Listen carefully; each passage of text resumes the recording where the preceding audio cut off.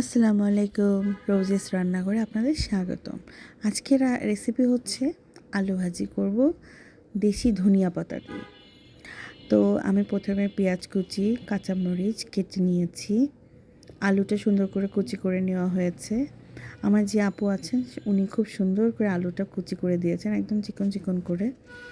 তো উনি আমাকে অনেক হেল্প করেন। সো এখন আমরা চলুন রান্নার রেসিপিটা শেয়ার করি।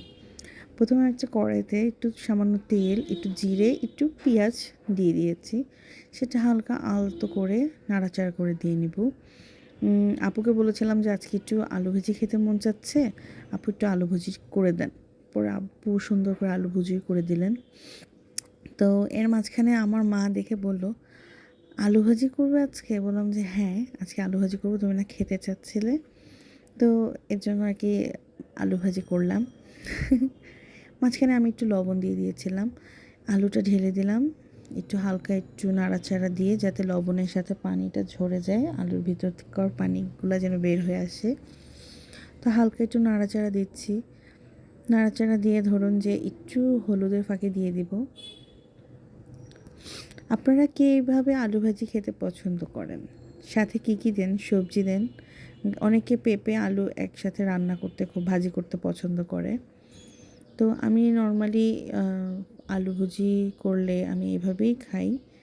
আমার কাছে ভালো লাগে। আলুর সাথে পেঁপেটা দিলে একটু অন্যরকম স্বাদ, কিন্তু আলুটার আলাদা একটা টেস্ট, যেটা সকালের নাস্তা অনেক মজা করে তৃপ্তি করে খাওয়া যায়।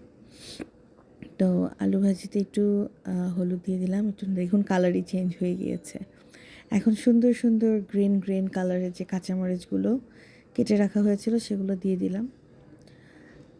আপনারা কাঁচামরিচ দিতে পারেন আপনাদের স্বাদ মতো, যে যেটুকু ঝাল খেতে পছন্দ করে। আমার কাছে তো স্পাইসিটা খুব ভাল লাগে।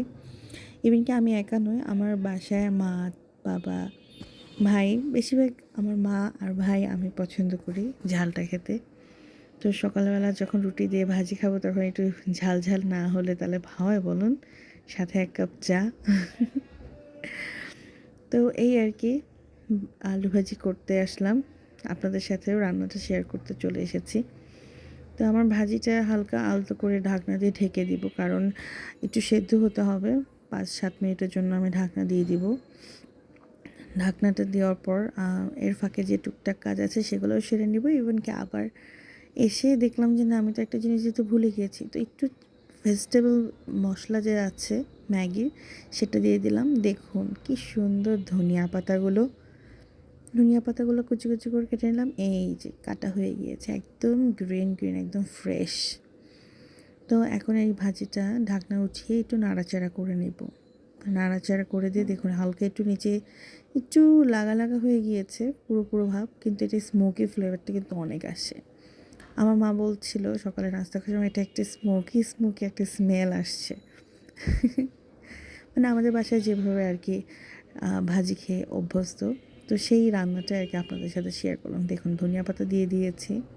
হালকা একটু মনে হলো যে না, আলু ভাজিটা একটু পানি একটু দিয়ে দিই, কারণ সেদ্ধ হতে একটু সময় লাগবে।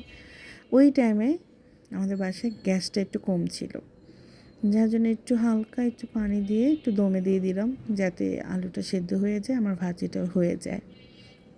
তো আমার প্রায় ভাজিটা হওয়ার পথে আমি একটু নাড়াচাড়া দিয়ে আবার রেখে দিব। ওই যে দেখা যাচ্ছে একটু একটু করে পানি বলক উঠেছে, তারপরেও এই যে নাড়াচাড়া দিচ্ছি। নাড়াচাড়া দিতে দিতে ধরুন যে আলু ভাজিটা হয়ে গেল। আপনারা বলেন তো, আপনারা কে কোথা থেকে দেখছেন আমার ভিডিওগুলো? আপনারা কিন্তু অবশ্যই কমেন্টে জানাবেন যে আমার রান্নাগুলো আপনাদের কেমন লাগে। ইভেন কি যদি আমার কোনো ভুল ত্রুটি থেকে থাকে সেটাও আমাকে ধরিয়ে দিবেন, কারণ আপনাদের দ্বারাই আমরা শিখতে পারবো। সো আপনারা কোনো কিছু মনে না করে নির্দ্বিধায় আপনারা কমেন্ট করবেন। ইভেন কি আমার ভিডিওটা যদি ভালো লেগে থাকে অবশ্যই শেয়ার করবেন, লাইক করবেন, সাবস্ক্রাইব করতে ভুলবেন না। আমাদের ভাজিটা হয়ে গেছে, এখন আমরা সার্ভিংয়ে চলে আসছি। একটা গ্রিন গ্রিন ভাইব নিয়ে আসছি ভাজিতে, যেহেতু ধনিয়া পাতা ছিল, একটা ভাবলাম যে একটা হোয়াইটের ভিতর গ্রিন যদি থাকে দেখতে সুন্দর লাগবে। তো সেই সুবাদে আমি এই বাটিতে হচ্ছে গিয়ে সার্ভিং করছি। আমার কাছে খুব ভালোই লাগে। এই যে আমার ভাজিটা ফাইনালি লুক এইটা। সবাই আমার ইউটিউব চ্যানেলটাকে লাইক, কমেন্ট, সাবস্ক্রাইব করতে ভুলবেন না। আল্লাহ হাফেজ।